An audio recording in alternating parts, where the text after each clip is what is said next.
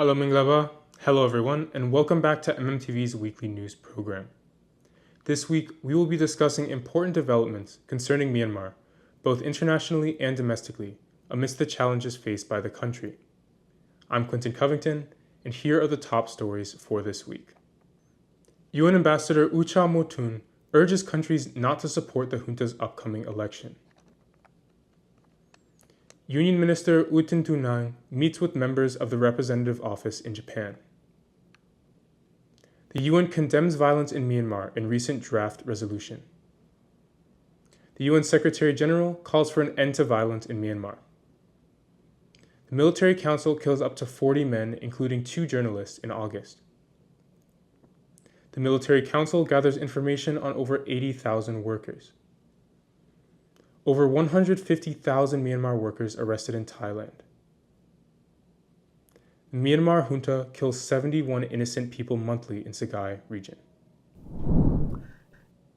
Let's start with our first story. UN Ambassador 𝐽 𝐶 urges countries not to support the junta's upcoming election. Myanmar's permanent representative to the United Nations, Ambassador 𝐽 𝐶, has called on the international community to refrain from supporting the military junta's upcoming election, which he argues will not be free, fair, or inclusive. Speaking at the United Nations Population Fund meeting, which began on August 11th at the United Nations headquarters in New York, Ambassador 𝐽 𝐶 emphasized that the election will only prolong the suffering of the Myanmar people. He condemned the military's ongoing atrocities, pointing out that women and girls are suffering the most due to the military's actions. The ambassador stressed the importance of international support for moving towards a federal democratic union and achieving lasting peace in Myanmar. The Election Commission of the Military Council informed political parties on August 24th to prepare for the upcoming election in November of 2025. Additionally, it has been reported that the Election Commission is actively approving and canceling the registration of national parties that have applied for establishment. Next, Union Minister U Tin Tu Nang meets with members of the representative office in Japan. Union Minister U Tin Tu Nang of the National Unity Government held a close meeting with members of the NUG's representative office in Japan on August 24th. The meeting took place at the Japanese Embassy, where Union Minister U Tin Tu Nang and representatives from the Japanese Embassy discussed ongoing initiatives and exchanged views on cooperative efforts. The NUG stated in a press release that this meeting was an important step in strengthening ties between the NUG and Japan, aiming to advance cooperative efforts and initiatives between the two entities. Next, the UN condemns violence in Myanmar in recent draft resolution. On August 28th, the Associated Press reported that a draft resolution led by the United Kingdom condemned the Myanmar military's attacks on civilians and called for efforts towards peace. The draft resolution expressed concerns over the escalating violence in Myanmar, emphasizing the importance of unobstructed humanitarian aid and urging for its safe and swift provisions.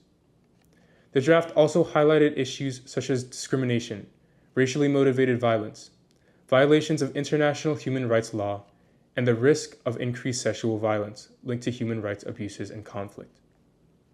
The resolution underscored ASEAN's critical role and urged dialogue throughout ASEAN diplomatic channels, calling for an immediate end to violence. The UN Security Council previously passed a historic resolution on Myanmar in December of 2022, calling for an end to terrorist attacks, the implementation of ASEAN's 5-point consensus, respect for the will of Myanmar's people, unlimited humanitarian aid, and the release of arbitrarily detained individuals. During that vote, Russia, China, and Myanmar's neighbor India abstained, while other Security Council members supported the resolution. UN Secretary General calls for an end to violence in Myanmar. UN Secretary General Antonio Guterres has called for an end to the violence and terrorist attacks in Myanmar, urging protection for civilians. On August 25th, marking the 7-year anniversary of the Rohingya and other ethnic groups fleeing Rakhine State, Guterres highlighted the dire situation in Myanmar. Approximately 1 million Rohingyas now live in Bangladesh, with another 130,000 spread across regional countries. Guterres noted that the prospect of returning home seems increasingly unlikely, exacerbating the vulnerability of Myanmar's people who already face insecurity and a need for humanitarian aid. He condemned the ongoing discrimination and oppression faced by the Rohingya, particularly as the military conflict in Rakhine State intensifies. The situation has deteriorated over the past 4 months due to offensive attacks by the Arakan army, displacing tens of thousands of civilians, most of whom are Rohingya Muslims. Many of these displaced individuals are children, with some having sustained injuries or lost their lives due to inadequate conditions and a lack of clean drinking water. Both the Myanmar army and the Arakan army have been accused of serious human rights violations, including abductions, forced military service, the use of heavy weapons, bombardments, and beheadings. Next, the military council kills up to 40 men, including 2 journalists, in August. According to the Assistance Association for Political Prisoners, or AAPP, the military council killed up to 40 men, including 2 journalists, in August. Between August 1st and August 27th, the military council killed 40 people nationwide, including freelance journalist 𝐀𝐮𝐤𝐿 and the local reporter from the Democratic Voice of Myanmar, 𝐊𝐿. The incident occurred on August 21st, when the military council raided and fired upon 𝐀𝐮𝐤𝐿's home in Lapia village, 𝐀𝐮𝐞𝐤𝐥𝐲 township, Mon State, resulting in the deaths of both journalists. Reporters Without Borders expressed shock on August 26th at the killing of these journalists by the military council. According to RSF, since the military council seized power in 2021, 7 journalists have been killed and 62 have been arrested. The AAPP reports that between February 1st, 2021 and August 27, 2024, 5,570 individuals have lost their lives due to actions taken by the military council. Additionally, AAPP has a separate list of approximately 2,300 victims whose identities are still undergoing verification. Next, the military council gathers information on over 80,000 workers. The military council is collecting personal data on more than 80,000 workers from 6 industrial zones in 𝐼𝐞𝐞𝐤𝐥𝐲, Yangon, according to workers and labor activists. These zones encompass over 700 factories and workshops across industrial zones 1, 2, 3, 4, 6, and 7. The collected information must be submitted to the Office of the Industrial Zone Management Committee and the Labor Department of the Military Council by August 30th. Workers and trade union leaders are concerned that this data collection could lead to forced military conscription under a guise of a consensus. A worker from 𝐼𝐞𝐞𝐤𝐥𝐲 Industrial Zone, who requested anonymity for security reasons, expressed fear about providing his personal information, particularly as the military council plans to form a public security and anti-terrorist central supervision committee, which would arm civilians at the ward and village levels to counter armed resistance. Meanwhile, a nationwide census for the upcoming election is scheduled to take place from October 1st to 15th. Next, over 150,000 Myanmar workers arrested in Thailand. The Ministry of Labor of Thailand announced on August 24th that more than 155,669 undocumented Myanmar workers were detained in Thailand over a 78-day period from June 5th to August 22nd. As part of the Thai government's 120-day plan to arrest illegal workers, over 200,000 undocumented workers were arrested, including more than 150,000 Myanmar nationals.